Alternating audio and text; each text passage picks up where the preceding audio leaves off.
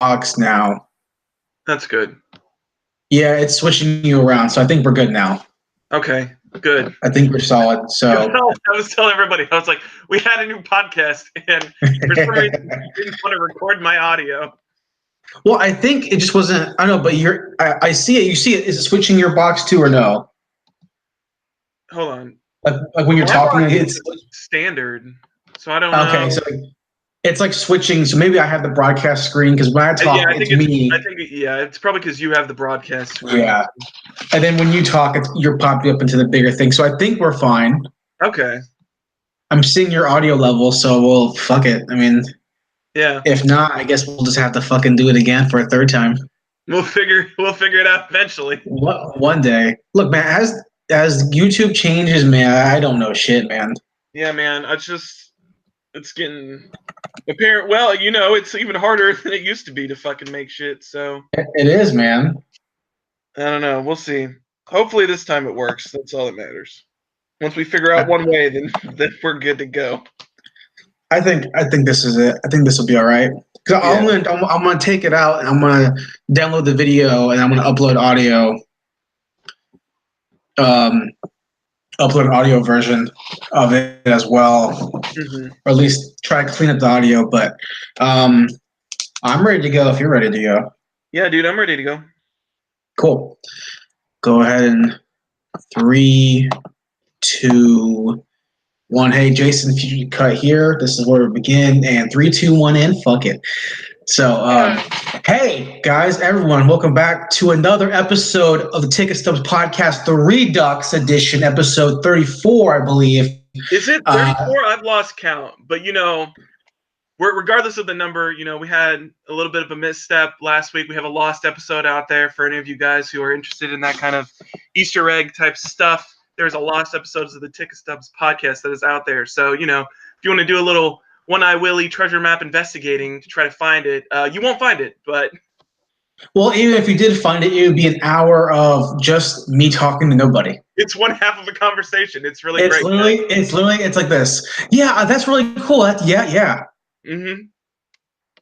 And that's it. Yeah. That's the whole thing. So, but hopefully this works out better. Like I said, I've seen people do it today. I saw people do it today, so I don't know why it wouldn't work. But this could be it. Hopefully, they changed stuff around from 2 years ago when we did it using this before. So, but if you don't know, now you know. This is a movie podcast, or at least at some point it was a movie podcast where two best friends get together every week, talk about movies on the internet, and we just kind of chit chat and free format. We're just kind of hanging out, man. It's been a minute. It's been a hot minute. It's been 1 week since you looked at me. I can't even remember how the rest of that song. Chinese chicken. Yeah. Or you say it's been a while. Oh yeah, that one too. That's the classic. That's the classic. That's a classic one. But so there's a lot of stuff to talk about. A lot of shit has happened since last week when we tried to do the podcast. Yeah. A lot of news has happened. A lot of news has broke. A lot of interesting. Yeah, exactly. But before that, I want to talk about what we've been up to, what you've been watching, anything like that. So, Zach, what have you been peeping, if anything? So the stuff I had a few things that I peeped. So the first thing that I did was that I went and watched the Coen Brothers movie, The Ballad of Buster Scruggs, on Netflix. I just don't. I watched it and I don't see the hype with it. I don't think it was right. I honestly, we both love the Western genre. It's one of our favorites. Yeah, I love it. Absolutely. And I like what the Coen brothers do when they get into a Western genre. I like the way that they really inhabit that time period and they've got the look down. I just don't give two shits about any of these stories that they told. Because it's weird because the whole story behind it was that it was supposed to be like an anthology series. And then I don't know exactly what happened. I think they ended up just losing. I think they lost their budget or something like that happened. Or when it made the move to Netflix, they basically ended up trying to make it into a movie instead. So it's 6, 20, 15 to, I think the longest one's 30-minute stories put together into a 2.5 hour long movie. And they all just feel empty. And I think Right. that's the way that I ended up going about. Like there just doesn't feel like there's much substance to it. Like after every single movie, because I watched it with a buddy, and after every single time we finished one of the shorts, I looked at him and I was like, I don't know what the fuck I just watched. Like it doesn't make. There's no. It doesn't feel like any of them have a definitive conclusion. Really, it just felt off to me. I don't know why. It didn't. Well, is it like Pulp Fiction where they weave them together, or is it just six separate stories? They're not. There's no weaving together. Like I thought, because it's called the Ballad of Buster Scruggs, and it starts off with the Buster Scruggs story, and I was like, okay, so he'll be like the thorough character that like kind of connects all these things together. No, he dies. He dies right. in like first 10 minutes of the movie. Like the end of his story is him dying, and I was like, okay, so there's no thorough character anymore. I think the way that it was supposed to connect them together after watching it was just, I guess, that it all being set in a Western, and like, I guess, I can't even say the themes because they all have like a different like moral that I think they're trying to get across. So I think it's just the fact that they're all set in like that Western, like late 1800s to early 1900s like time period. Right. I think is the only thing that really connects them. Like nothing else. Like none of the characters make like a recurring appearance. Like nothing connects besides the fact that it takes place in the West and the Coen brothers made it. Like that's the only thing that's right. I saw the trailer when it came out, and I didn't care at all about what the. Like I was into it at first because it looked like it looks like a Coen Brothers thing. It does, and it looks good. Like it looks. I mean, it's a Coen Brothers. It looks gorgeous. It just doesn't. There's not much beneath the substance. There's not substance beneath the way that it looks. It feels very shallow to me. Sure, I get that. I mean, like I said, it looks like a Coen Brothers thing, which is fine. It looks like it has that sort of humor in it. And then I remember after watching the trailer when it came out, either on Netflix or YouTube, something like that, when I said that it was supposed to be like a compilation type of thing, I got really turned off about it because I don't. To me, short stories, short films, short anthology things don't really work out, in my opinion, on a lot of things. Example that was recently for me, which is not movie example, but it's a video game, was that I was playing Octopath Traveler. Okay. Which is that big JRPG game made by Square Enix for the Switch or whatever. And I was playing it and I'm liking it, and it's like 8 different characters that are supposed to, whatever. But I found out they never actually they never cross over stories. It's just 8 stories. So I immediately stopped playing the game. Like, I don't care. I want one grandiose story. Yeah, at least if there was a way that it would like connect them together, I could see it as being a movie. But like as it was, it just doesn't make sense. Like even if you look at something like the Tales from the Crypt movie or like anything like that, like there's at least like that one like connecting piece that like kind of connects, and there's nothing like that for me. The only thing is that it's all takes place in like it's supposed to take place in like a book, I guess, and so each story is like a different character. So there's that, but there's no like dialogue or anything with it. It's just like, oh yeah, and that's the end, and then we turn the page and that's a new story. And I was like, that sucks too, because I feel like the Coen brothers are directors and writers. I guess one of them. Who's the writer? Is it Joel? Who's the writer? I think Joel's the writer and Ethan is the director. They obviously all have a collaborative thing, but I know one is the primary screenwriter, but main writer, yeah. But I for guys who have such a back catalog of movies that I enjoy, I'm always excited to see what they put out. So I was excited to see, because I didn't really like Hail Caesar, and I still haven't watched that yet. Was that their last one? I think they did. Like they came out with another one before. I know that was the one that came out in like I think 2016 or something like that. Either that or 2015. I forget. I think it's 2016. It might have been the most recent one. I can't remember. Suburbicon. That was their last one. Good Lord, that was them? I thought George Clooney directed that. Directed by George Clooney, co-written by the Coen brothers. Yeah, written by them. Okay. Last directed one was Hail Caesar, which was 2016. Yeah. Yeah. And then before that was they wrote Bridge of Spies, which is obviously Spielberg.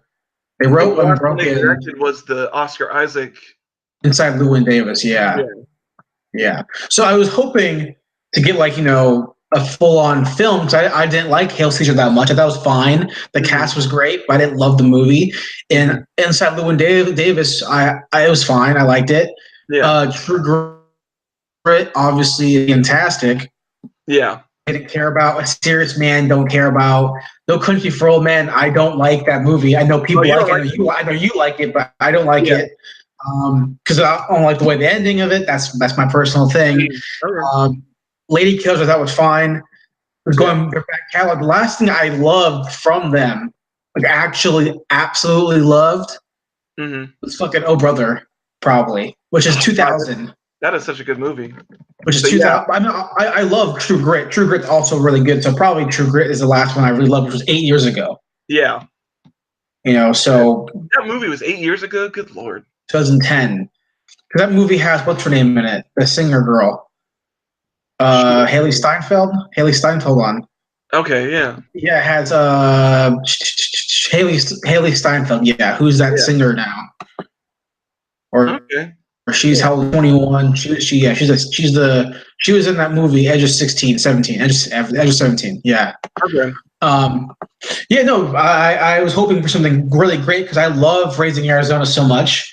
And for those of you who don't know, which no one would except for really, but I mentioned last episode that we tried to record last week was that my favorite movie of the year was Mandy because I love Nicolas Cage. And Nicolas Cage got his really big break in Raising Arizona. Yeah. That's one of his best movies of all time. Love that movie.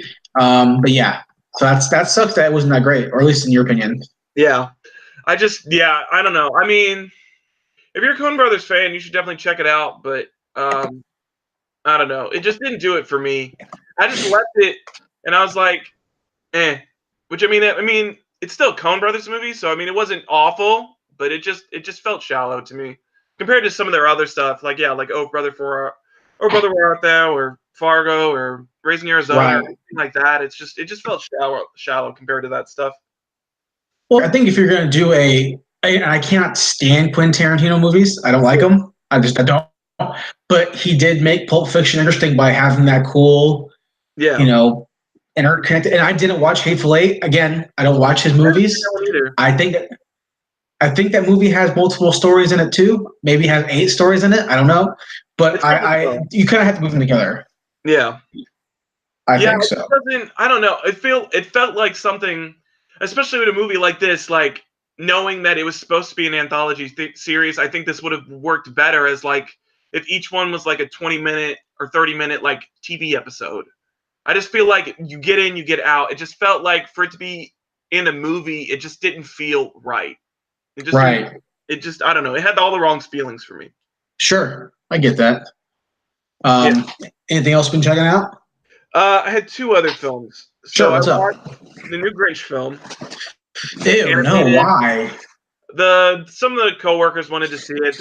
It was the holiday season, and I was like, you know what? Fine, I'll check it out. It had the only reason I was interested in seeing it is because they had that yak character in there, which I guess is actually a reindeer. But I love that character. I thought it was really cool to have. They fucking wrote him out of the movie. They didn't put him in there until like 40 minutes in, and then I was like, oh yeah, my favorite character. Finally, 15 minutes later, they wrote him out, and I was like, this is some fucking, like, why am I watching this? I do not care anymore. Right. Zero fucks about this movie. It looked bad, in my opinion.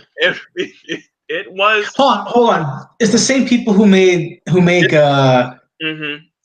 It's exactly. Aren't they? I think my girlfriend told me that they're remaking Shrek. Oh, I don't know about that. It's the people who make Despicable Me, and they made The Secret Life of Pets, and yeah, right. It's that group, the Illumination group. Hold on. Are they the ones remaking Shrek? Shrek Retold, the wild remake of DreamWorks' Shrek is now online. Maybe it's already out. I don't know. It shouldn't be out. Maybe that's what I'm thinking about. Maybe that's something else. But no, they might have the fan thing. 20 artists collaborated on a remake of DreamWorks' Shrek. So maybe there's something else then. Maybe it's something else, but maybe. I saw that Puss in Boots is supposed to be redone by them, which I also do not give a fuck about. Oh, that is them too. Shrek and Puss in Boots. I mean, I don't give a fuck about Puss in Boots, so I don't really care. And I honestly don't care about Shrek that much. I know it's a big thing because everybody memes it and all that shit. So I don't care about Shrek that much, honestly. I don't know. I don't really like most of their movies, to be honest. I liked Secret Life of Pets. I think that was one of the only movies of them where I watched it and I was like, this is an enjoyable movie. But they're making the second one, and I watched it, and it was funny because they played this trailer for the second Secret Life of Pets before this, and Louis C.K. Oh, they're making a second one? They are, but Louis C.K. is not in it anymore because he played the main dog before. Main dog, yeah. Because he touched somebody inappropriately. But who's the main character? Play his character. The same character. Yeah, no, it's the same dog. I think it's just Patton Oswalt's voice, and I was like, well, that's dumb. You just shouldn't make a movie or make a new character. I guess that kids don't know. Yeah, that's the kids thing. Don't care. Like, kids watching this, they're not going to know that, like, oh, that's not the same voice. Like, they're probably not even watching. They don't even remember when they watched the first movie. So yeah, they don't care. They don't care. But yeah, so what was it? Was it bad? The trailer? No, the Grinch. Oh, nah.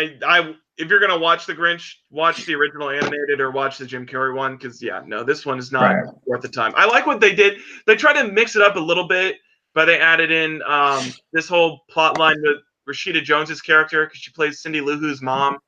So they tried to make this whole thing of like Cindy Lou Who wants her mom to like not have to work as hard or anything like that because she's a single mom and she's like running around blah blah blah and all this shit. Oh, she's single in this? Like, huh? I thought she had a whole dad, the mailman, right? Yeah, no dad in this movie. What? Of course. But so they tried to do that in there to make it like a little bit more interesting. So I like that aspect a little bit, but you really don't see that much of like Rashida Jones's character, and it just I don't know. I'd rather watch like the Jim Carrey one than this one. So I don't recommend watching it. If you want to watch an animated one, watch the original animated one. It's way shorter and it's a lot funnier. Right? Yeah. I don't know. I don't know. It didn't do it for me. And then the last movie that I watched was an oldie but a goodie. I almost thought about having us do this movie for the podcast this week. Okay. I love it so much. But at that point we had decided we had an original movie and then we had to do a quick change. But I watched Face Off this week. Great movie. Nick Cage, John Travolta classic film where they get to switch each other's bodies, and it's God damn it, it's so good. I had so much fun watching this movie again. The movie's great. It was so good. Watching Nick Cage doing his weird, and I watched that thing that you talked about last week when you talked about his interview with, I think it was GQ, where he talked about his iconic character. And having him talk about the thinking behind his character for Face Off was interesting. It made all of his facial expressions make a lot more sense. Right. When you think about his reasoning behind like what he was doing with his character and everything, and I was like, oh, okay, that makes way more sense that he's like bugging out of his fucking skull. I think people really don't understand that Nicolas Cage, he is not Daniel Day-Lewis, right? But Nicolas Cage is so good. He has his own style of character, of acting, that stuff. That once you understand, or if you don't enjoy that style, then you still enjoy it. But if you enjoy it like me, I think he's consistently a good actor. I think a lot of his movies are crap, obviously. That's undeniable. But I think that when he's at his prime, he is like so good. I'm talking about Gone in 60 Seconds, The Rock, like Raising Arizona, like Mandy. He is so good at that type of character. Yeah, if you go back and rewatch The Rock, he is so good opposite of Sean Connery. It's a great movie. But Face Off is fantastic. Yeah, no, I love that. I loved everything about it. I just kept screaming the whole because I was watching a little bit with my buddy, and when John Travolta comes back, I was like, he keeps fucking his wife. His wife is fucking hey, I can't with this. Yeah. It was funny. Yeah, no, great movie. Very enjoyable. And that's John Woo. It's John Woo, man, and it's just John Woo is in the same category, I think, for me as Nick Cage, where people do not give John Woo the respect that he deserves. That man he has a style and he sticks to it, and I appreciate him for doing that. Well, I think John Woo gets respect, but I think he's also the kind of director that has he's a cliche of himself. Yeah. Like doves flying, roses, that kind I of saw stuff. that part when they were in the church and they see the doves flying. I was like, Yeah. goddamn doves, dude. No, if you watch any of his Chow Yun-Fat movies, like they're all great, but they're cliches of each other, which is perfectly fine. Yeah. But you watch Mission Impossible 2, and it's like, how is this movie so weird? Because it's directed by John fucking Woo. That's why. That's why he pulls the face mask off and has the motorcycle spin and all this shit. Because it's John Woo. What do you expect? All his movies, they shoot guns and they never reload. That is John Woo. Yeah. But actually, I was surprised when Nick Cage and John Travolta actually reloaded at some point, and I was like, oh my god, they're actually like using the clips and the guns. It was also probably because it's one of his big first American movies, and he, so they had to like have at least a scene or two with them reloading. But for me, what I've been up to, I had this urge to watch like an epic movie, like a long, like an epic movie. And I was at work, so I had time to kind of like watch through some stuff. Right. And it was gonna last me most of my shift at work, so I was like, okay, I'm gonna watch something. Okay. So I watched Gladiator. Oh.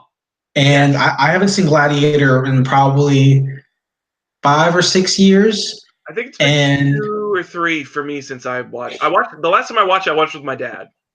Okay.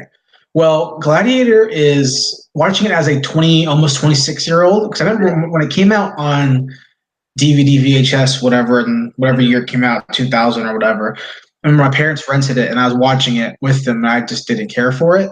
Yeah. But now, and I watched it multiple times since then. I was dying to fast forward through half of that movie. Yeah. Like I wanted to get, because it takes an hour for him to become a slave. Yeah. It takes a long time for him to like finally die. And I get it. They want the build up. They want the reasoning. I'm all about that. Mm-hmm. But I really want I wanted to get to where he takes the helmet off and is like, I am Maximus, blah, blah, blah, blah, blah. I wanted that scene. Yeah.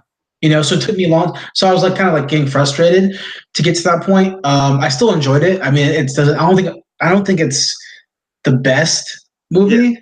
I think it was great for 2000 or whenever it came out, 2001, 1999. It's fun. It's fine. Russell Crowe is still great. Joaquin Phoenix is great. If I'm going to go for another epic movie, I think movies for Joaquin Phoenix. I feel like it was. I think it was like his big adult break. I think he was mostly a child actor like his brother was before that. I could be wrong, but I think it was one of his big hey, I'm going to do a serious adult role. I could be wrong. I don't know. I don't know Joaquin Phoenix's movies past Gladiator. Yeah. Legitimately, I don't know. But it's the same thing Russell Crowe. I don't know anything besides Russell Crowe before that. All I know is Russell Crowe in Gladiator and then to now. Yeah. Maybe I've seen something, but I can't remember. But I'm looking at Gladiator. It's a bunch for Joaquin Phoenix. It's a bunch of nothing until Gladiator. So. There we go. And maybe because he's still in his brother's shadow. Maybe I don't know. Yeah. But so Gladiator's cool. But I think next time I'll watch Braveheart instead. Yeah, I think Gladiator fits into that weird. I think it's the problem with Ridley Scott where he makes two types of movies. He either makes movies that are good and they're short and they ba ba ba ba ba and there's no waste of time, or he makes movies like Gladiator or Prometheus where there's just very long extended periods where can we please move on to the next thing, please. Right. Well, I'm gonna be honest, and this is something that I think is a pretty common debate topic in the film universe amongst cinephiles and stuff like that. Yeah. Ridley Scott has more misses than hits. I absolutely believe that he has more crap than good. Yeah. But when he is good, I think people look at him with rose-colored glasses because of what he has made. Okay, Alien, Blade Runner. Yeah. Doesn't that kind of alone is the big okay, Thelma and Louise. He says he executive produced that. Did he direct that too? He directed that movie. So looking at his filmography, Alien and Blade Runner back to back. Yeah. I'm just looking at things that I think that were really big. Black Hawk Down was really big. Kingdom of Heaven was big, but I think sucked. American Gangster was big. Audio Lies, whatever. Robin Hood sucked. Prometheus was whatever and crap. The Counselor was whatever. God and Kings, whatever. The Martian was whatever. Alien, whatever. All the money in the world. So again, I think he's known for those two big movies. Yeah. And then everyone's hoping him to be that again, which he's not. Yeah. So whatever. But yeah, I watched Gladiator, and then last night my girlfriend and I went to the movie theater. I watched Ralph 2. Okay. Ralph 2 or what was Ralph 1? Yeah, I saw Ralph 1 when it came out in theaters 6 years ago, whatever. Yeah. I didn't like the movie that much. I thought it was fine. Okay. I didn't love it. I think it was perfectly fine. I think a lot of the jokes in it were not funny. Yeah. Not even because I'm not an adult and it's a kid's movie, but just because I didn't think they were funny. Yeah. I thought all the ham-fisted, like, strong woman stuff was not funny. Yeah. Like, I remember my girlfriend, we were watching it, and, like, my girlfriend, like, patted my leg when they were saved. Have you seen it, right? No, I haven't seen it. I haven't even seen the first one. Okay, so do you mind if I spoil this one thing for you? If I watch it, it'll be like 5 or 6 years from now, so I don't know. Okay, so it's not a plot line, it's the scene. Yeah. In the trailer, they show the scene where Vanellope is talking to the princesses, and she's like, "Oh, does everyone think that you have to be saved by a big man or whatever?" Mm-hmm. Yeah, why do everyone keep thinking that? Okay, haha, whatever, fine, no big deal. Yeah. Later in the movie, Ralph needs to be saved, he's falling, and then all the princesses like work together to save him. Like they like have water and they freeze the water like Elsa, and they sew a bow, like a knitting thing, and then they shoot the bow and arrow. They like the 8 of them or whatever work together to save them. And then during the scene, like my girlfriend like tapped me in the leg. I was like, "Oh yeah, right. They're breaking the stereotypes, right?" I'm like, "Okay, cool." But through my eyes, watching it, I leaned over and said, I know what they're trying to do, and I'm okay with it. But to me, all I see is that it took 8 women to save 1 man. For real. That's all I saw. It was like because in their respective movies, it took 1 man to save them. That's what I saw, and I'm like, they probably weren't expecting me to think that. I mean, that's perfectly fine. I'm not saying there's an issue, but I'm saying like when you try to ham-fist it and you don't, they should have been like, okay, Elsa saves him by herself. Yeah. Okay, it's equal, but you have 8 save 1. I'm like, oh man, I think you kind of missed the boat there at Disney. Yeah, I get that. But other than that, that's really it would just be weird to me when that happened, because when you think about it, they had that Disney princess scene, and the first time I saw it, they did the whole thing where it's like blah blah blah, you got to be saved by men and everything, and I was like, Disney, these are your fucking movies. Right. The reason that like people like have these kind of feel like I don't really care.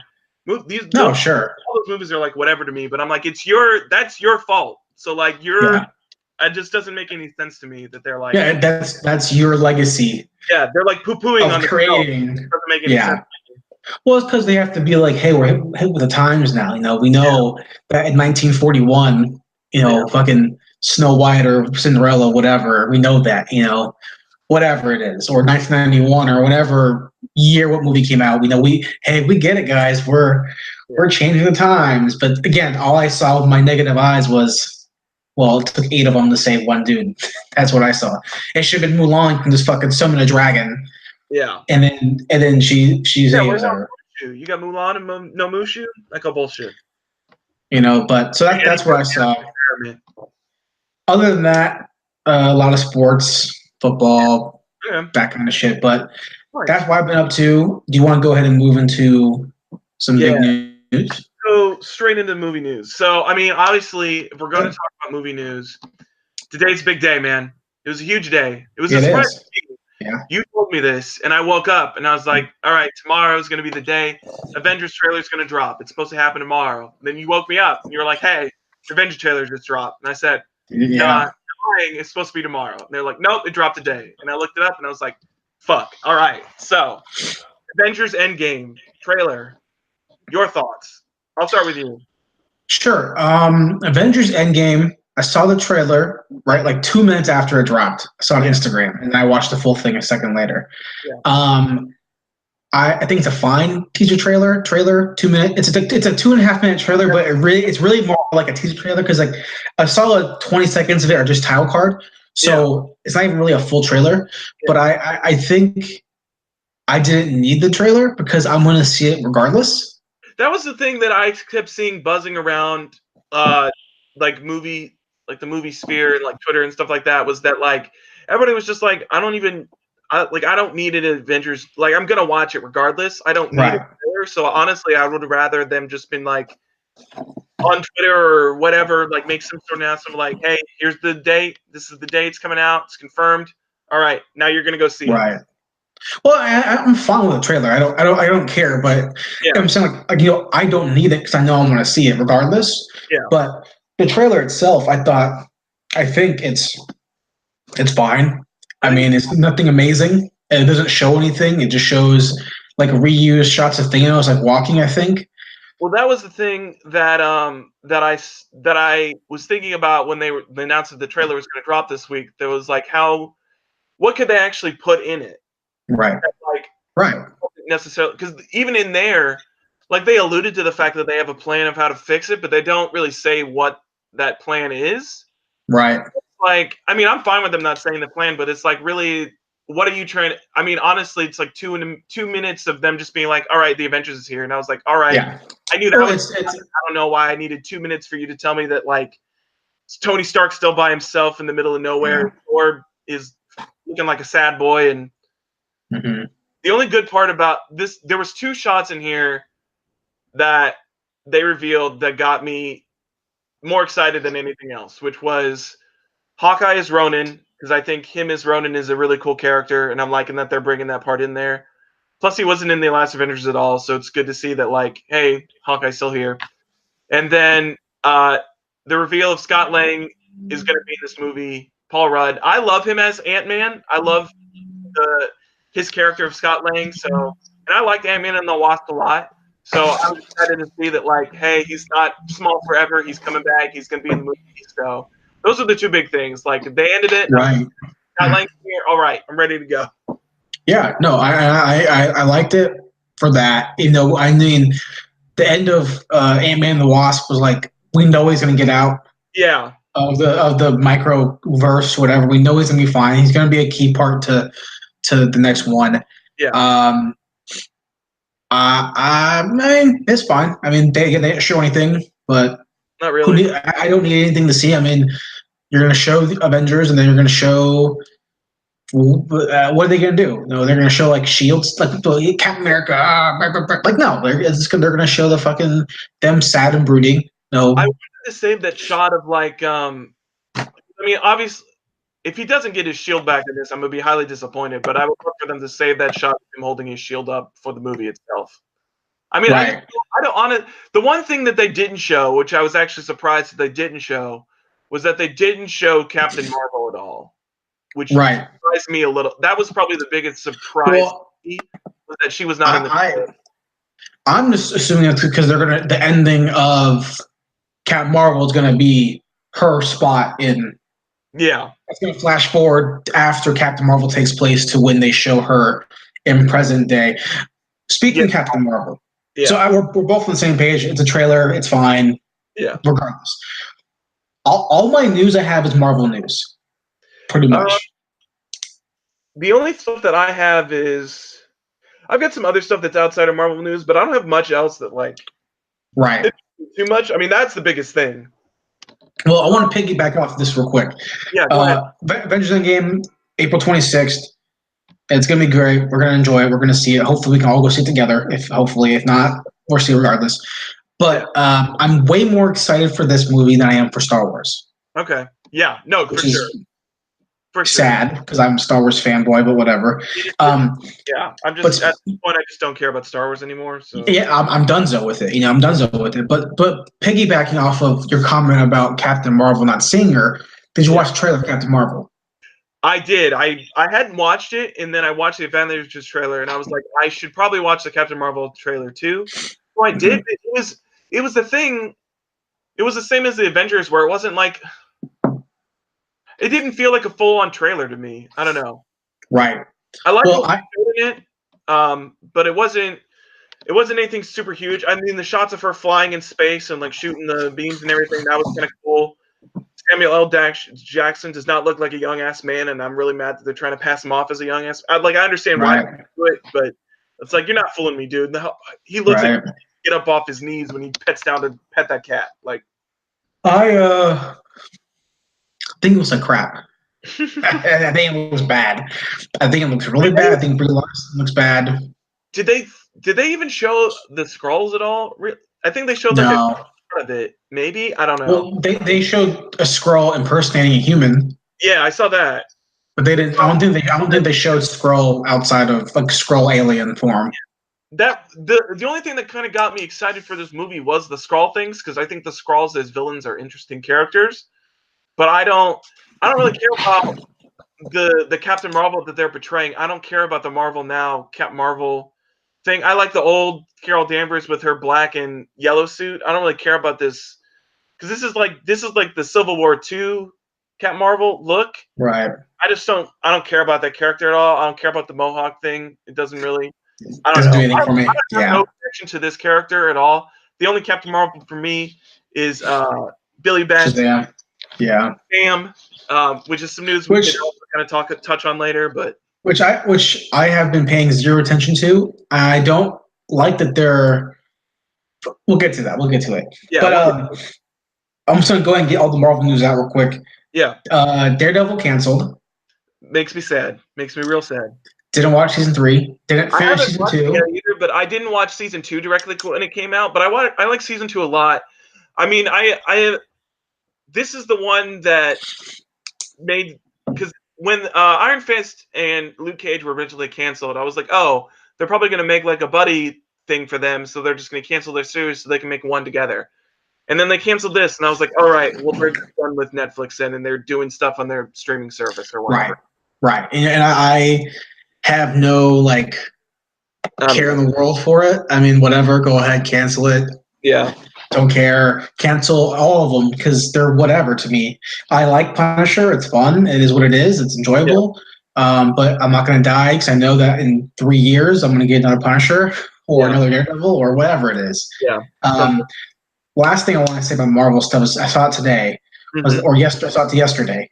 I think was that Black Panther was nominated for Best Picture at Golden Globes. I saw that. Now, no. Before anyone calls me racist or bigot or homophobe or whatever. I'll take it for you. I don't like Black Panther that much. Black Panther was a perfectly average ass movie. Yeah. It's not a bad movie, but it's not a great movie. It's not Winter Soldier. No. It's not that great of a movie. It's a fine movie. Yeah. It's fine. It uses the same set pieces multiple times. And it's kind of slow in the middle and whatever. And the ending's kind of like whatever. Yeah. It's fine. Best Picture now. Now, granted, the Golden Globes don't mean shit. Yeah, to be fair, Jack. All movie awards don't mean shit. But Golden Globes specifically don't mean shit. But it's still, if you're going to first, the Golden Globes nominate The Martian for a comedy. I think they did that. And but there was some other thing where it was like, it was a movie that nobody thought was going to be nominated, and then they nominated it for a comedy. Well, that was The Martian. I know The Martian was nominated as a comedy. I felt like there was another movie they did that with too, where it was like people really liked it a lot, and it really wasn't that funny, and then they nominated it for a comedy. Well, maybe I am just thinking of I thought there was another movie too, but and there might have been, but I know The Martian was a big one. Yeah. But to have Black Panther nominated for Best Picture, I mean, it was like the same. I mean, it's the same thing where it was like when the Oscars had that like a month-long period where they had that popular movie category, and it was like, oh well, now Black Panther will win an Oscar, and I was like, no, Avengers: Infinity War will win an Oscar. That movie Infinity War is infinitely better than Black Panther. This nomination just makes me feel, it just oozes like pandering. Oh yeah, Because sure. look, the movie's fine. It's an enjoyable movie. Go on Netflix and watch it. It's perfectly fine. Yeah, yeah.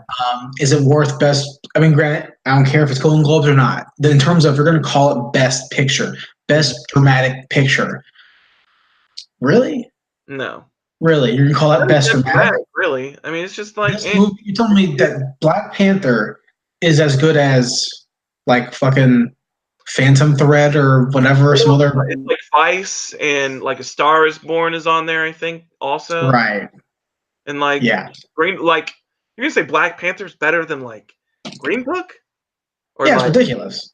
no, let's just no. I just there are It's better not movies good. to, like get the point across of like, hey, we're progressive. There are way better movies for that this year than Black Panther. Yeah. Yeah. Yeah. Fucking, what's it called? Is Green? What's it called? Green Book? Green Book, you've got Green Book, Was that you've nominated? got Vice, Also you've nominated got for comedy, wasn't it? maybe I don't know. Was it? But yeah, that's a pretty bad choice for, I think. Yeah. You should pick Infinity War. Infinity War was infinitely more dramatic. Yeah, Infinity War was like deserves it way more than Black. If any of the Marvel movies were to get it, it would be Infinity War for sure over Black Panther. But also, if you're gonna pick a Ryan Coogler movie, like Yeah, he's got way better movies. I don't think that that one's the one you pick, but maybe that's just me. I don't know. Yeah. No, But I agree. then again, you don't see me going around super hyped that Crazy Rich Asians was fucking nominated. I don't give a shit about that. You know, whatever. Nominated, and it's got those 2 back-to-back sequels coming out. Yeah, seriously. Yeah. But The last bit of Marvel news that I have is that I think this dropped either today or yesterday, but a new suit from Spider-Man was announced. right. I dropped it in the chat if you want to take a peek real quick. Yeah. I don't like the look of this suit. When I think of stealth suit, I think of big time. Yeah. That's the suit that I think of. This suit looks not good. It's like Spider-Man Noir. Yeah, that's what I thought of. It looks like a worse version of Spider-Man Noir. Like it looks like they're trying to make that, but it just looks bad. Yeah, it looks pretty bad. I'm not a fan of it. Looks like a shitty Daredevil suit. Yeah. I liked the new suit that they showed off. They showed it off like a month or 2 ago on like the Jimmy Kimmel show where it was like the red with the black, and I think that looks good. This Right. suit looks good. When's that trailer coming out again? I think it's supposed to come out tomorrow. This is, I guess, I must have gotten confused. I think the Spider-Man trailer is tomorrow. Right. So we'll talk about that next week. All right. Well, I'm excited for that. Yeah, that's gonna be good. I'm excited for that. Even though clearly it's Spider-Man Lives. Yeah. Spider-Man Lives. It was like mistake. Spider-Man Lives. Black Panther's gonna come back. I mean, it's just right. Defeats the purpose of having a dramatic movie where everyone's supposed to die because everyone comes back for the trailer comes out. Yeah. Gives a shit. Yeah. But anything else you got movie news wise? So there's a couple of other quick things. So this piece of news dropped today. I'm gonna drop this in the chat for you too. Yeah, what's up? So the long-awaited reboot to the Men in Black dropped. Oh, nice. Okay. This is with Channing Tatum? Yeah. Chris Hemsworth and Tessa Thompson. Right, yeah. First image and the new name, it is called Men in Black International. Oh, because he's Australian. And yeah. Aren't they both Australian? Is Tessa Thompson Australian? I thought she was American. Is she? I don't know. It's so hard to keep track of nationalities. I think she was American, but she was playing like a British person. Yeah, she's American. Yeah. Is she? Okay. Yeah. Yeah. Yeah. American. Okay. I mean, I'm. Is there a trailer for this? Not yet. I don't know. I'm happy to see it. But it looks good. I mean, I like them. I like Chris Hemsworth. I've always loved him. Tessa Thompson. I mean, after watching Creed and Thor 3, I like her a lot. So I mean, I'm excited for it, and I've always loved Men in Black stuff. So I mean, I'm down for it. Is she in Creed? Yeah, she plays his girlfriend. That's her. Is she? Yeah. I'm like, I thought it was fucking. What's her name? I thought it was. 5% sure it's her. Yeah, it is. Okay. I thought it was. What's her? I thought it was fucking Zoe Kravitz. Oh no. What is she in? Wasn't she? Was she in Fuck, what was she in? Oh, she was in Fantastic Beasts. Is that what she's in? She plays. Who? What? She? I swear she was in Creed. Oh, I've No, not. no. It says she was in Dope and she was in Fantastic Beasts. Okay. Okay. All right. I thought she was in Creed, but I guess it's Tessa Thompson. Yeah. Who's the one that was in Spider-Man? That's Zoe. Zoe? No, that's the other girl from Disney Channel, right? Is she from Disney Channel? I can't remember now. Yeah, she was in that TV show like years ago about dancing. Zendaya, that's what her name. That's what it is. Yeah. Yeah. Plays MJ. No, yeah. I mean, I thought the two of them, Chris Hemsworth and her, were good in Thor. Yeah. So I'm happy to see them in Men in Black. And Men in Black's just fun though too. Yeah, it's gonna be a fun movie. I'm excited. I'm excited for it. I think it's gonna be a good time. Absolutely. Let's see. The other thing we've got. So we've only got 2 other quick pieces of news. Resident Evil is getting a reboot apparently. Oh my god. Yeah. That's so terrible. So it's the guy who directed 47 Meters Down, which I did not watch. Yeah, I have no idea what that is. It was that shark movie that came out the same time as that Blake Lively one. Okay. And let's see. Yeah, that's all I got on that. Don't care, but I thought we should bring it up because that maybe another. Did they already greenlight like for 6 of them? I would not be surprised if they already have like their Resident Evil cinematic universe ready to go. So we're gonna get like 12 Resident Evil movies before we get the second Avatar movie. I mean that last one made a good chunk of money, didn't? I mean they're pretty cheap movies, and I think I think they make good money. Yeah, I mean they wouldn't make 6 of them or however many, 7 of them. Yeah, no Mila Jovovich though, so rest in peace. Well, who the fuck does she play? She played all of them. She played the Alice chick or whatever. Yeah, but she's not a real character. I feel like if they actually like make a new one based on like if they make Resident Evil 2, yeah, like I'll watch it. Yeah, I'll be really make it horror, make it actually not superpowers and shit. Like make it like a horror based, like that'd be fun. Yeah, well, it's got that makes me think that it might be more horror based because they've got the guy. Because that 47 Meters Down was like the horror shark movie thing. So I mean, at least they're going like the right direction, at least where it's not like right thing. Because I'm pretty sure I think when that movie came out, I feel like people liked it. I don't know. It's hard to tell with movies nowadays.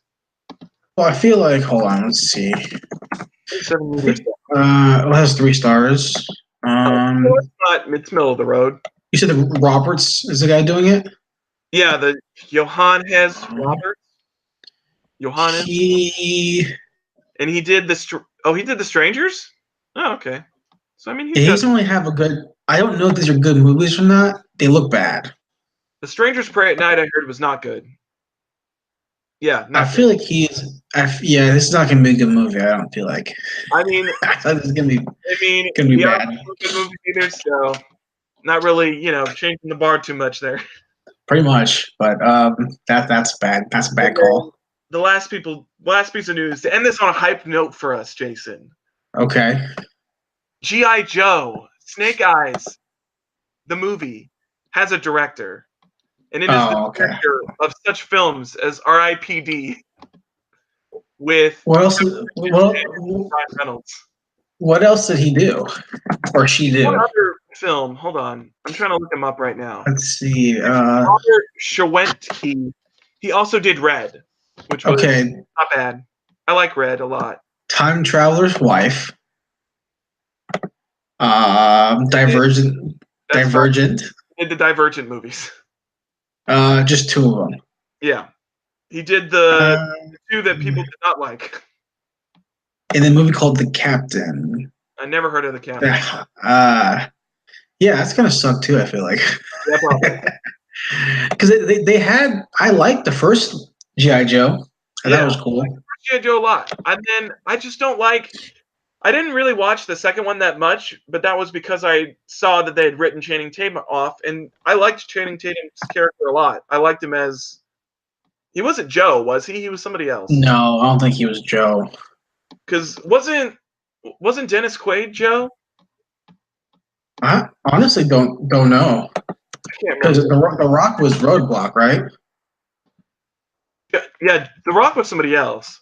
The Rock The was Rock was Roadblock, wasn't he? yeah. Was that his name? Hold on, let's Duke. see. That was who he was. He was Duke. Duke, yeah. And Was it? then I don't think there's a character named Joe. Is there? I thought there was. I thought I Dennis think Quaid Duke is the was main. Joe or something like that. Maybe I'm wrong. I mean Oh, that toy line was before our time, so. yeah, that's true. Way before. G.I. Joe I don't Retaliation. know. He played Bro Black. I don't know. I mean, I'm fine with it. I didn't know they were ever going to come back to this series because I feel like the first one. I feel like the second one didn't do that well. I don't think did they cast who's gonna be Snake Eyes? I don't. I didn't see anything about that. I just saw that they had a director attached to it. Right. You know who was General Joe? There was a General Joe. Who? Bruce Willis was General. Bruce. Oh, was he Okay. not bad? Yeah. Wait, was he not a bad guy in that movie? Bruce Willis? No, he was a good guy. He Was was the he? one where they were like driving in, and then he like popped out of the car, and he had his machine gun, and blah blah blah. He was like in the trunk. Okay. I don't remember that. They visited him to like pull him out of retirement and all this stuff. Okay. Gotcha. I'm fine with it. It's all right. I'll watch it. I'll watch Perfectly it. fine. And I was like, all right, well, I'll watch it. It's just Snake Eyes. It's G.I. Joe. I love that kind of stuff. So As long as they have Snake Eyes actually doing cool martial arts and not a bunch of means they're gonna have to recast Storm Shadow. Was it the second or the first one where they had the shot on the mountains, where they did the mountaineering stuff, and he had some cool set pieces during that? I honestly couldn't tell you because those movies were like Transformers. Like I didn't really give. I mean, I think I watched the first GI Joe in theaters, and that was perfectly fine. And then GI Joe 2 came out, and I didn't watch it, and I watched it probably like online like years later. Yeah, I thought it's fine. All I know is that I know like The Rock was in it, and then that's it. Yeah. And then Joseph Gordon-Levitt was G.I. Joe, right? Yeah. That's all I remember, but I mean, whatever. Popcorn movie, I guess. Yeah. I mean, I feel like it'll be a good time. So, but that was my last bit of news for the day. Okay. So that brings us, Jason, to the main crux of our show. Yeah. The meat and potatoes, as they say in the dining world. Right. We were going to watch an 80s action film. We were going to watch Rambo, and we couldn't find a decent stream of it. Yeah, it's really hard to find. Yeah, and so we went instead. It's ridiculous. I saw a news story earlier this week that Stallone had talked about his wrapping of of his newest film, Rambo. Right. So I thought it would be good to go back to First Blood, where it all began. Sure. Yeah, absolutely. And see how much, not just Stallone has changed, but like I would say this movie is a great encapsulation of like how action movies have changed in general. Because the first time I saw it, when I was looking for a stream, I was like, 90 minutes? Seriously? I was like, actually, it feels so different. Because I mean, especially when you look at like movies today in general, for a movie to be below 2 minutes is like an anomaly, or not 2 minutes, 2 hours is like an anomaly. Where it's like, I only watch Vines. Yeah. I only watch the Vines of movies. The Vine movies, No, absolutely. Yeah. But yeah, this movie is very streamlined. It has a very good. It starts off very clear beginning. It gets right to the crux of the whole movie, and the whole rest of the time, you're with Rocky as he's trying to get these cops off his ass. Yeah, no, absolutely. And I remember I've seen it a bunch of times, and so rewatching it this morning. Yeah. I found a good stream of it at like 8, like 8:30. And I was like, I'm gonna have runtime. It's like an hour and like hour and 20 minutes or some shit like that. Yeah. However long, which is the perfect time for an action movie. It is 90 minutes. Is a 90 good. minutes is the perfect time. Yeah. No, a lot of action films now, they have so much padding. Yeah. Like padded beginning, padded like in the like example. I tried watching that movie on Netflix you told me to watch. The the raid one. Yeah, I tried watching it, and the beginning, the first 10 minutes was so boring. Yeah, the 10 minute So first 10 I minutes was really slow. literally stopped watching it. Oh. Because it was maybe I'll get to it, but it was so boring. If you go back and watch the first 10 minutes of First Blood, it's good. It's giving you story beats from the get go. The first 10 minutes is he gets arrested and he has his PTSD flashback and freaks out and like starts punching cops in the face. Well, the first 10 minutes is him going to his old teammates' family, and they're like, "No, he's dead." Squad, yeah. Yeah, no, he's dead. Okay, and then he starts walking, and then immediately he starts being harassed by the cops. Yeah. And it's infinitely better than I don't know what it was, but that era of action film between like 1981 until like 93, maybe even Face Off being the last one. So whenever Face Off came out, they understood that action films 90 minutes is the perfect 3-act structure time for an action flick. Now, obviously, if you're making Titanic, then you can have 3 hours or whatever it is. Right. But like, I don't know how long Terminator 2 is, but I feel like it's closer to 90 minutes. I could be wrong. I feel like it's 2 hours, but I feel like it's a fast 2 hours. Like I feel like Terminator 2 is still one of those things where it's like it's 2 hours and 36 minutes. Yeah, so it's like but it doesn't. But the thing about Terminators, at least, is that it doesn't feel like that because in Terminators, there's constantly stuff going on. I think the first Terminator is shorter. I feel like the first Terminator is like 90 minutes. Commando, 1 hour and 32 minutes. Yeah, give me another action movie. It's an hour and 40 minutes. So yeah, I mean, it's like let's search time cop, an hour and 40 minutes. Yeah. What's another good one? Let's do another one. Predator, I think, is like an hour and 30 minutes or something like that. Predator is hour and 47 minutes. Yeah. Perfectly fun. The beginning has a little pad there. All right, let's think of another one. One more, just to prove the point. Let's see. How about Under Siege? Under Siege, good. Okay. Let's see. 1 hour and 43 minutes. Yeah. So you picked the 4 of the biggest action stars of all time, and their biggest movies. Some of their biggest movies are in that same 90-minute window. Yeah. So, but First Blood is a perfect example of. I think it's an action movie style that is no longer done anymore because if you've never seen First Blood, but you've seen Rambo 2 or 3 or just Rambo, you're seeing the movies that are just like action schlock movies, just bang, bang, bang explosion movies, like Michael Bay movies. Yeah. But then you go back and watch First Blood, and it's actually a pretty serious movie. It's got a pretty heavy theme to it the whole time. Yeah. Especially when it comes to like, I wouldn't say police brutality as much, but I would definitely say he's going for that vein of the fact that like after Vietnam, it was, soldiers were discriminated against, and he hits on that very, very heavy. Especially, it's like the very first line that Brian Dennehy says is like, if you're walking around with those colors, the flag like that, yeah, you're gonna have like a bad time or something like that. You're gonna have like a bad day. Yeah, and then the fact that the movie starts out with, like if it started out like this, it would be less dramatic, but. Mm-hmm. Rambo goes to his teammate's wife and her kid. I'm looking for so and so. Oh, hey, he left. When's he gonna come back? And he died last summer. Yeah. And if they said, "Oh, the cops killed them," they'd be like, "Okay, cool, whatever, action movie, revenge for the action movie." Yeah. But she goes, "No, he had cancer." Yeah. He got it from that orange stuff they were spraying in Vietnam. Yeah. And Rambo even says before that part where she's showing him the pictures, Rambo says he was the biggest guy. Yeah.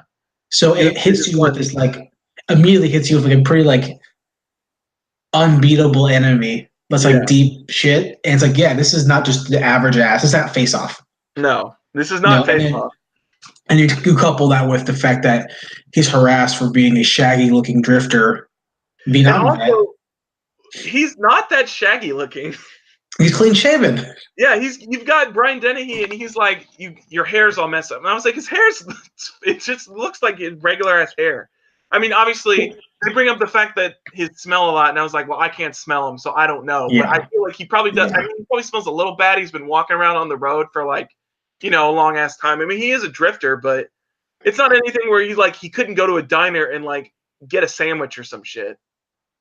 He can go get food if he can pay for it. He's asking to go to a diner. But when's the first time you've seen the movie? Do you know? This is actually my first time watching this movie. Was watching it for this. So really? I actually went into this with fresh eyes. And this was a good. I would put it up there with probably one of my favorite action movies. It reminds me a lot of like a John Wick type of thing. I think John Wick played off this a lot, where it's like there's a very clear like startup in the beginning, and the rest of the time is just dealing with that one central conflict, and that is just that's what we're building off of the entire time. Where it's like the whole part of the movie is he gets harassed by these cops, and he has his PTSD flashback, and the whole rest of the movie is him having to deal with the consequences of him having that flashback and like assaulting these cops. No, right. And I think it's so this is the first time you've seen a Rambo movie, or the first time you've seen First Blood? First time I've seen First Blood. I've seen Rambo, the newer one. Right, like 2006 or whatever. Yeah, I think so. So did you expect this to be what it was after seeing Rambo? No. I did not. I expected it to be like a traditional action movie of like explosions and stuff like that, like just balls to the wall action. And it's not that at all. I mean, there's explosions in it, but it's very like muted. Like the biggest thing is probably the gas station explosion that happens, but there's like a very clear and discernible reason for like why it happens. He uses it as a distraction so that he can go to the police station and not have to worry about all these other cops and stuff like that. Right. I think First Blood's in the same vein as like RoboCop, but different. But where RoboCop is like super like corny and over the top. I mean, it's a fucking robot cop guy shoots a guy in the dick and stuff, but it hits on super important themes like consumerism and then in money and capitalism and all that stuff. Whereas in Rambo, he's touching on PTSD and Vietnam and all kind of stuff. And and the stuff like that. Right, and the police stuff where the line that makes me it gives me like chills when I watch it is because, well, first off, before that, Sylvester Stallone is a great actor. He is. I think Sylvester Stallone is one of those actors where he's great if he has like I don't want to say I feel like the older he's gotten, the worse his accent has gotten. So that makes it a little harder. Like when I was watching Creed 2, I think Creed is one of the exceptions where they clearly like were like, okay, Rocky, we're gonna do this until you can say it like really clearly, so people know what you're saying. But if you look at like the Expendables or something like that, it's like it's very hard to tell what he's saying. But this is one where it's still like it's easy to understand him. But I think he's one of those characters or he's one of those actors where he works great with a minimal amount of lines. I honestly I think I give him a pass in Rocky movies because I say he's punch drunk. Yes, he is. Yeah. So he has brain damage. They even say in the first Rocky that he's not that he's slower. Yeah. They say in the first Rocky movie that he's not like he says I'm not a smart guy. That's why I do what I do. So I give him a pass because that's why he talks. He's not like a genius. He's just and actually he ends up being smarter than in the first movie. In the first movie, he's like really dumb. He's like really not there. Yeah. But in First Blood, it's clear that he is from the get-go that he's troubled. Yeah. And you root for him even though he is doing things that he shouldn't. He's the anti-hero character that you want to support because he's being treated like shit by the sheriff's department. And in the first like 30 to 40 minutes of the movie, he really doesn't do much to like really, draw to make you think that like you shouldn't be rooting for him. I mean, when it comes to like the attack in the police station, I mean, he's being abused. I mean, it's like when you go back to the thing of like being like sprayed with like a fire hose, like that shit fucking hurts. No, right. And then he's like being choked and like being like shaven down with no shaving cream, which is not fun. And then, I mean, the first time he kills somebody is like an accident because he's getting shot at with a sniper rifle. But hold on. But does he even kill more than one person? He leaves all the cops alive. Really, and it's not even his fault that the guy dies. No, it's the helicopter pilot's fault. Yeah, he threw the rock to like try to get him away from him. Yeah. And then the guy fell out. But he tells the deputy, the sheriff, I could have killed all of them, and I left them alive. Well, he doesn't kill them. Oh, finish your thought. But at the end of the movie, he doesn't kill the sheriff. No. He kills none of the National Guard. The guy he steals the car from, he lets go, says go home. Yeah, he says he kills nobody in that movie. No. Right? No, yeah, he doesn't kill anybody. And then and you've got that, and then you've got what was it? Oh, and then like when you talk about the fact where it's like I could have killed all of you, and then you get to that tent scene later when the colonel shows up. Colonel, what's his name? Yeah. Tratum or something? Hold on, tracked him or something like that. Tratum. I found a spreadsheet that says Rambo kill counts from part 1, 2, and 3. Mm-hmm. Number of bad guys killed by Rambo with his shirt on in First Blood 1, which is the helicopter guy. Right. Number of bad guys killed with shirt off 0. Mm-hmm. And then in part 2, there's 46. And then in and then number of bad guys killed by Rambo, no matter how he tried, 58 in Rambo Part 2. So going from 1 dead in First Blood, literally First Blood, to 58 bodies. 58 bodies in the second movie.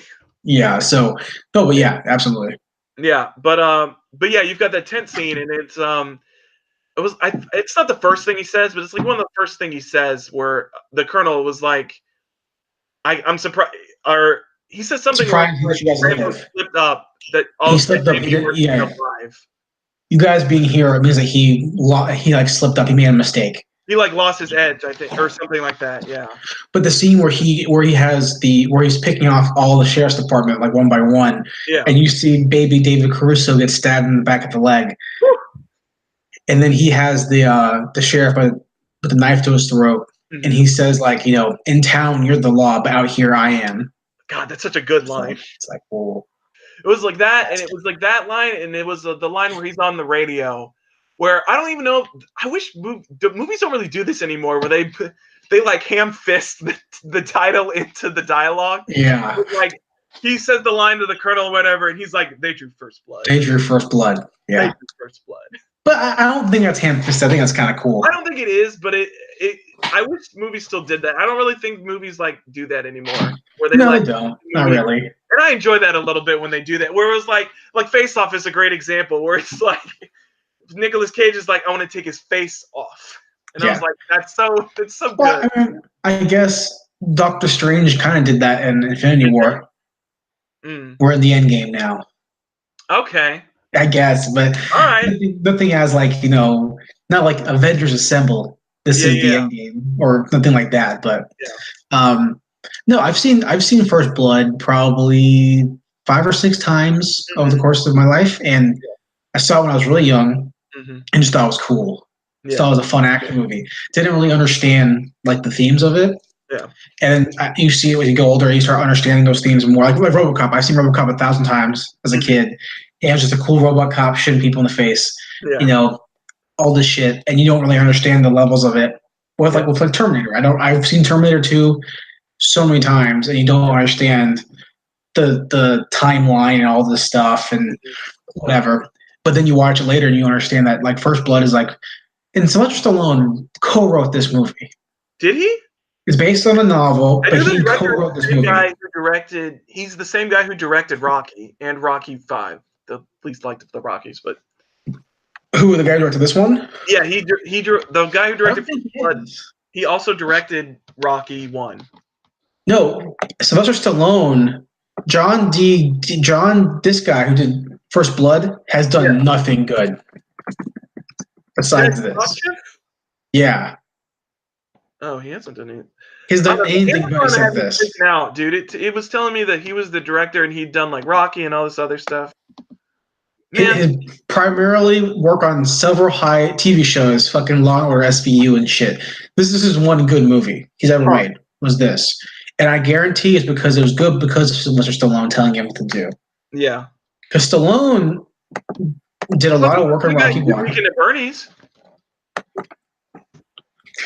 So he's got that. Fine, I guess. It's fine, I guess. But no, yeah, First Blood is one of the movies that I think it's a freeze frame in action movie history where you have people don't give it. People look at the later films as though that's indicative of what the first one is, even though the first one is a whole different bag of movie. It's completely different. You can't even put. They're almost two separate movies. Like Rambo 2 to 5 or however many there are. Those are Schwarzenegger movies. Those are that's the Commando. That's the Demolition Man. That's the Time Cop. That's that stuff.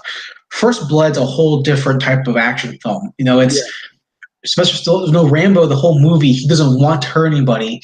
No, he's just having backlash and back memories and all this shit being like POW and all this stuff. And it's super life in the woods, man. Yeah, right. And the way he kills everyone or hurts them, he lets all of them live, as we found out with one body dead, which was an accident. It's like fucking Predator, man. Yeah. Well, even David Caruso even says, I think it's David Caruso's character says, "Man, we're not hunting him; he's hunting us." Yeah, I know. Like, I heard that little line. And I was like, "All right, yeah, there you go." It's true, man. Like, what's going on. Again, it comes back down to that 90-minute time frame where they get he's in the mountains in the first 20 minutes. He's hunting them by minute 35, and by minute 45, the colonel shows up, and then they've got that whole scene where he's exploring the cave, and then the last 20 minutes of the movie is him in town. He's in the town for like 15 minutes. He's in town very little. Yeah. And they do a perfect thing where the exposition from the colonel is one of the things I don't think that movies do anymore, especially in action movies, where it's that weird it's a flip of the coin where if you have to tell them, you should show them. Yeah. But in this movie, the colonel tells them who John Rambo is. Yeah. And who they're dealing with. And I think it's done in a really good, smart way. Because if they flash back cutscene to like John Rambo in Vietnam, it's like mowing down people, it would be like, okay, I get it. But him coming in and saying to them, listen, you're alive, he messed up. Yeah.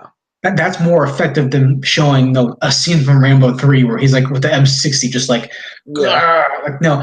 So I think even though that's usually the film rules, like show them, don't tell them type thing, or at least in novels it is. I think it works really well here, and that's what keeps it 90 minutes, is because they don't have to flash to other scenes. We're in the scene, and the colonel's telling you, listen, hey, 200 men versus one, you better have body bags. You bet. Oh, yes, that's a good line too. Where it's like, what was it? He's like, we're taking 200 men up there. And he's like, you better bring it. Don't forget the body bags or something like that. It's like, oh. And that's the other thing about action films from the late 80s to the early 90s. It's like they have great one-liners, man. There's a podcast I used to listen to called Action Boys. Which is John Gabris, who's a comedian, and two other comedians. I can't remember their names. But John Gabris is pretty often, he's a podcast with Wolf Scott Aukerman. He's a podcast with Lauren Lapkus. They have a podcast together called Raised by TV. He's an improv guy, but he has a podcast called Action Boys, and I was paying for it through Patreon. And it's like $1 or whatever. I'm giving them a fucking advertisement right now. But the whole podcast is that they love action films growing up, so they talk about action films every week. And it's like I was listening to it and just going back and just watching like all these action movies, and they mention those great lines because they don't do that anymore.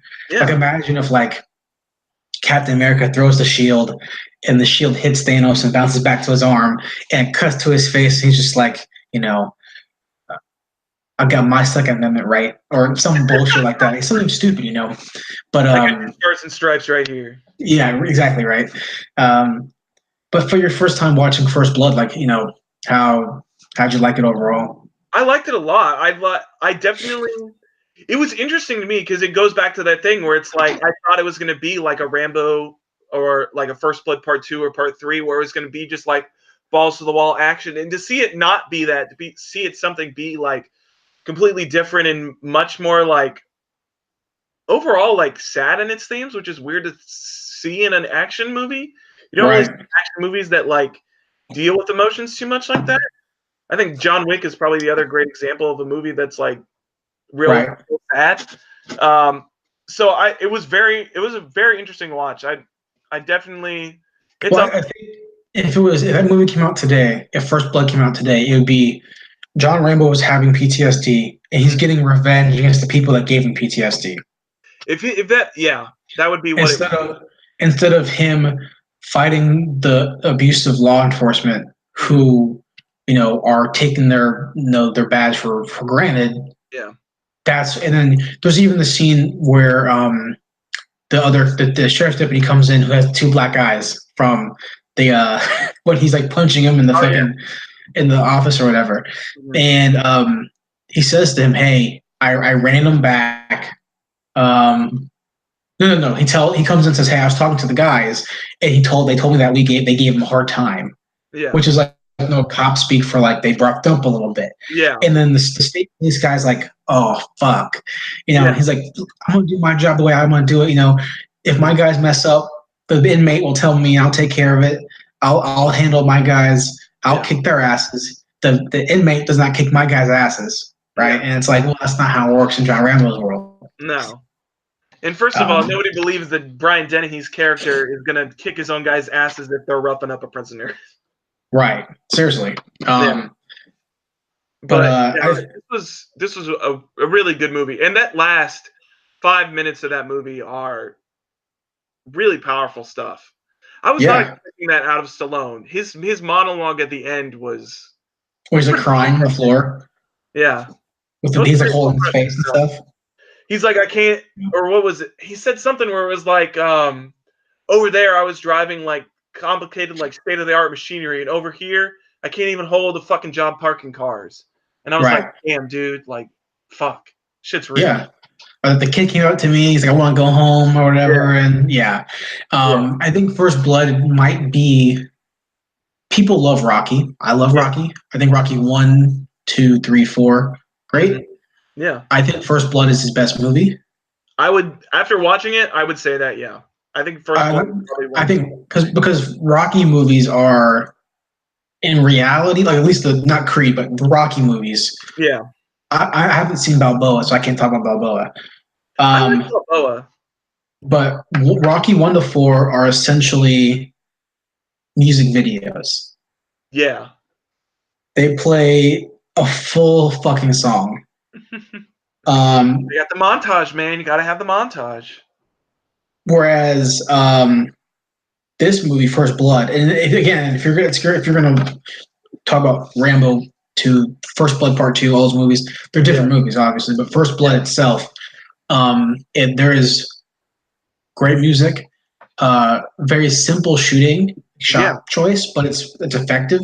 Like the scene where he's really effective where it needs to be, especially when I was watching it, and one of the shots that really got me was, I can't remember what it's called when you're scared of heights, but that shot of him on the cliff was like fear-inducing. Right, where he's like holding on the mountain, and and then the sergeant's like, "Hey, hold still. Yeah. If you don't, when we get back." Like they really hammer on that he's a bad guy. Yeah, the sergeant guy dies. That deputy is a piece of shit. Yeah. Yeah, but oh god, yeah. No, this was I would easily put this up there with like one of the best Stallone movies of all time, for sure. Oh, absolutely. It's one of those movies that you go back to, and it's still fun every time you watch it, and every single time you root for him because you want him. You know he's going to win, obviously, but like you don't think he should be in that situation. No. Yeah, like he's just trying to walk. The whole time I was just like, I wanted to see him take it to these asshole cops. Like these guys just disrespecting him the whole time, and I want him to, show him what's up. Yeah, for sure. And it's just a ton of fun. Mm-hmm. And it's an action movie, but still super dramatic and deep in that level, which is they don't do anymore. And on a 5 scale, it's a 5 out of 5 for me. 5 out of 5 for me. Yeah, I would say 5 out of 5 for sure. There's not much I think that's like wrong with it. I think it's a pretty solid, it's a very solid movie. There's nothing that I really think that would like I would want to change if like I had the Right. like, I can't think of anything like that where I'd be like I'd change this or that or blah blah blah. Like no, it's just a very solid flick. Absolutely. Absolutely. Well, you should watch it if you haven't seen it. Yes. Zach, you have anything else to say before we end this episode? No, just give Stallone the respect he deserves, man. I feel like he gets maligned because of his accent. I feel like we've been talking a lot about actors recently who have been maligned for one reason or another. And I think the end goal, the end, what is it? Product? Theme or can't think of the word. Whatever. Is The lesson of the day. The lesson of the day is give people the respect that they deserve. Give people a chance. That's the main thing of First Blood, man. Give people a chance because they'll surprise. Don't judge him by the way he looks. Yeah, because if you do, he'll kick your fucking ass. You do. He's actually an ex-Green Beret who is sent to go kill, only kill. Yeah. Is the word phrase that was used. Where the colonel says he'd go in there and he would kill. Yeah. Period. Like, win by attrition. I was like, so cool, man. Guy's a badass. So, all right, guys, that's First Blood. We'll come back. Any idea for next week's movie or no? I don't know right now. I can't think of anything right now. I think since your pick ended up not where I'll let you pick the next movie. Okay. All right. I'm not sure what. I'll think of for our next episode after that. Okay. Sounds good. On the back burner. All righty. Yeah. Well, guys, we'll see you next week. See you guys.